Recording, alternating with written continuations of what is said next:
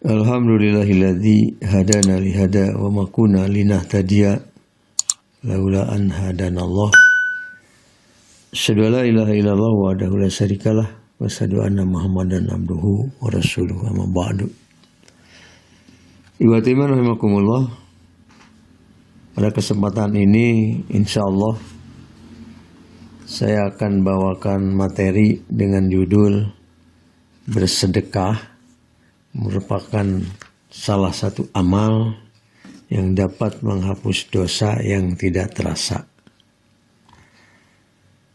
Bersedekah atau berinfak merupakan buah dari keimanan dan tanda keyakinan kepada Allah Subhanahu wa taala. Dengan rajin berinfak, kita meyakini dalam bentuk tindakan bahwa Allah semata yang memberi kehidupan dan kekayaan serta kemampuan dan bimbingan. Infak merupakan manifestasi keimanan kepada Allah Subhanahu wa taala. Keterangan bersedekah dan berinfak banyak kita dapati di dalam Al-Quran maupun di dalam Al-Hadis. Di antaranya di dalam Al-Quran surat Al-Baqarah ayat 261-262. A'udzu billahi samii'il 'aliim minasyaitonir rajim. Masalul ladzina yunfikuna amwalahum fi sabilillah kamasali habbatin ambatat sab'a sanabila fi kulli sumbulatin mi'atu habbah wallahu yudha'ifu liman yasha wallahu wasi'un alim. Alladzina yunfikuna amwalahum fisabilillah summa la yutbi'una ma anfaqu manna wala ada lahum ajruhum inda rabbihim wala khaufun alaihim wala hum yahjanun. Artinya, perumpamaan orang-orang yang menginfakkan hartanya di jalan Allah adalah serupa dengan sebutir bibit yang menumbuhkan 7 butir. Pada tiap-tiap butir tumbuh 100 biji. Allah melipat gandakan bagi siapa saja yang Dia kehendaki. Dan Allah maha luas karunia-Nya dan maha mengetahui. Orang-orang yang menginfakkan hartanya di jalan Allah, kemudian mereka tidak mengiringi apa yang dinafkahkannya itu dengan menyebut-nyebut pemberiannya dan tidak menyakiti perasaan penerimanya, mereka memperoleh pahala di sisi Tuhan mereka. Tidak ada kekhawatiran bagi mereka dan mereka tidak bersedih hati. Lantas, infak yang bagaimanakah yang dapat menghapus dosa-dosa tidak dirasa itu? Paling tidak ada 3 kondisi yang mensyaratkan sedekah atau infak sebagai penghapus dosa. Yang pertama, dilakukan dengan ikhlas.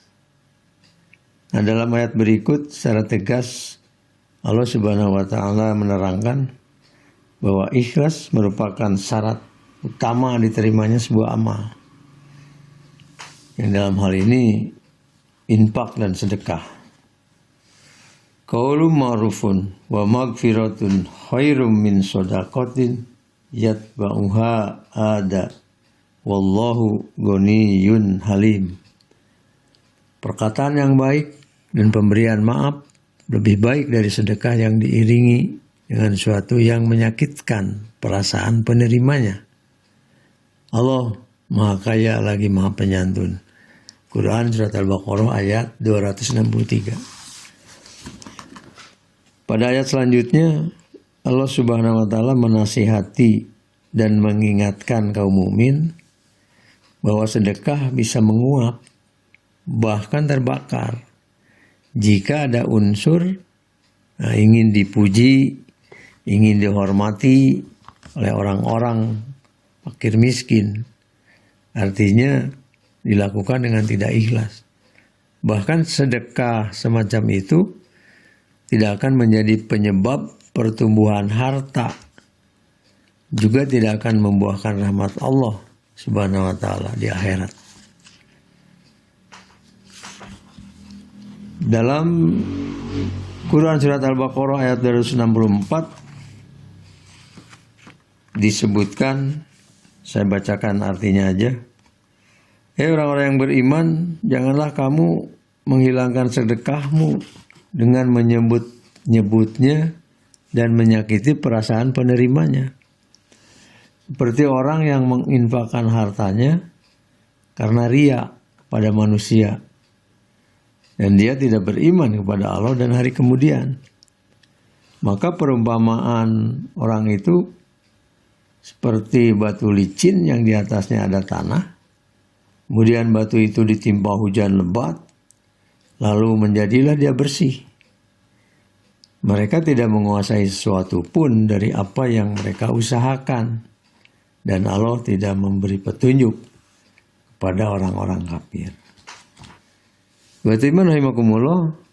Adapun mukmin yang dengan tulus ikhlas karena Allah menginfakkan hartanya akan memperoleh 3 manfaat. Yaitu yang pertama, dia akan mendapatkan ridho Allah Subhanahu wa taala. Yang kedua, akan memperoleh penyucian jiwa dan bimbingan takwa serta karunia. Dan yang ketiga, akan mendapatkan pertumbuhan harta dan pahala yang besar di dunia dan akhirat.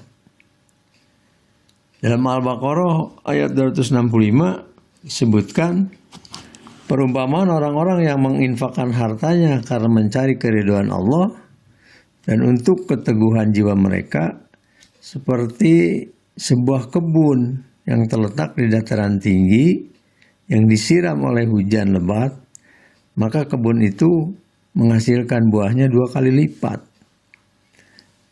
Jika hujan lebat tidak menyiramnya, maka hujan gerimis pun memadai. Allah Maha melihat apa yang kamu perbuat. Bagaimana rahimakumullah? Yang kedua, syarat sodakoh dan infak yang biasa menghapus dosa itu, yaitu infak dan sodakoh yang diberikan itu hanya harta yang baik saja. Ketika seorang bersedekah dengan harta yang buruk karena takut akan habis hartanya, sungguhnya setan telah merasuk dalam niatnya. Rasa takut akan kemiskinan hanyalah datang dari setan. Maka biasakanlah bersedekah dengan barang-barang terbaik yang kita miliki. Sehingga kita memiliki jiwa yang kaya dan tidak terpengaruh dengan bisikan dan rasa takut yang datang dari setan.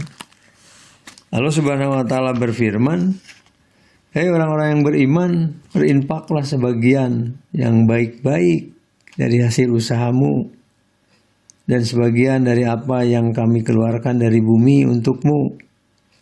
Janganlah kamu memilih yang buruk-buruk lalu kamu menginfakkannya. Padahal kamu sendiri tidak mau mengambilnya melainkan dengan memejamkan mata terhadapnya. Ketahuilah Allah Maha Kaya lagi Maha Terpuji." Quran surat Al-Baqarah ayat 267. Yang ketiga, infak itu boleh dilakukan sembunyi-sembunyi maupun terang-terangan. Firman Allah dalam surat Ibrahim ayat 31. A'udzu billahi minasyaitonir rajim. Qul ibadil ladzina amanu yuqimus sholata wa yunfiqu mimma razaqnahum sirra wa alaniyata min qabli ayyatiya yaumul la bai'un fihi wala hilal. Katakanlah kepada hamba-hambaku yang telah beriman, hendaklah mereka mendirikan sholat, menafkahkan sebagian rezeki yang kami berikan pada mereka secara sembunyi-sembunyi ataupun terang-terangan sebelum datang hari kiamat yang pada hari itu tidak ada jual beli dan persahabatan. Quran Surat Ibrahim ayat 31. Dalam ayat ini ada dua perintah. Yang pertama, perintah mendirikan sholat, dan kedua, perintah menginfakkan bagian harta. Perintah pertama dimaksudkan untuk menciptakan dan menjaga hubungan antar hamba dan Tuhannya. Perintah kedua bermakna untuk menciptakan dan menjaga hubungan di antara sesama hamba. Nah, dalam ayat tersebut pula Allah Subhanahu wa taala memberikan petunjuk tentang cara memberikan infak atau sedekah. Itu dengan cara terang-terangan atau sembunyi-sembunyi. Kedua cara tersebut harus didasari dengan niat yang ikhlas. Dua iman rahimakumullah, pada dasarnya harta dan kekayaan yang kita miliki itu hanya berarti ketika kita masih hidup. Ya, hanya semasa hiduplah kita dapat menggunakan harta sesuka hati. Adanya perintah infak tidak lain untuk mengingatkan manusia bahwa apa yang kita miliki pada hakikatnya adalah milik Allah. Manusia terlahir ke dunia tanpa membawa harta.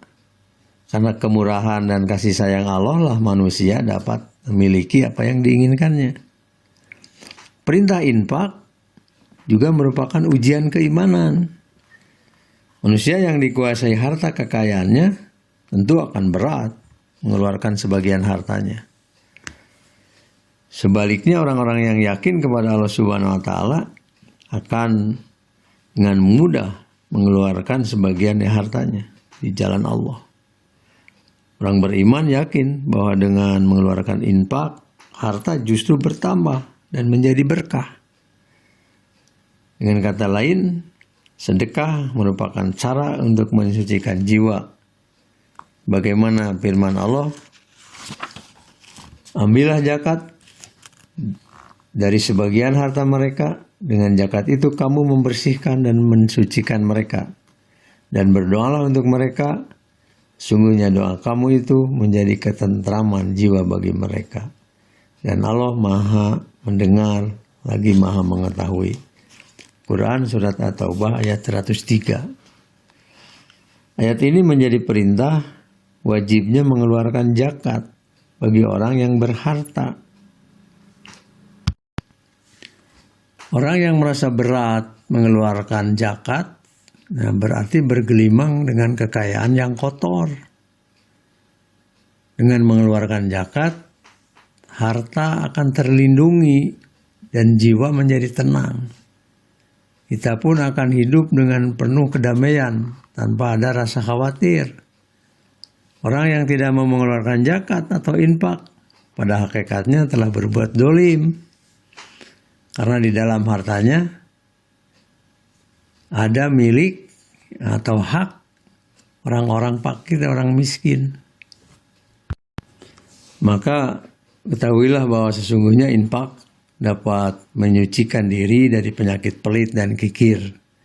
Perintah berinfak dan bersedekah dalam Islam sesungguhnya bertujuan menciptakan kehidupan yang adil.